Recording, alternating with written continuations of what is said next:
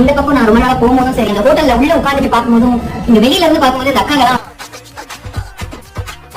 இங்க வந்து ரொம்ப வேலை செஞ்சுக்கிட்டு நைட் டியூட்டி பார்த்துட்டு இருப்பாங்க. சோ அவங்க எல்லாம் வந்து அங்க வந்து கிளீன் பண்ணிட்டு பெருக்கிட்டு இருப்பாங்க. சோ அவங்களே நம்ம உள்ள கூப்பிட்டு சாப்பிட வச்சா அதோட சந்தோஷமே வேற மாதிரி இருக்கும் இல்லையா?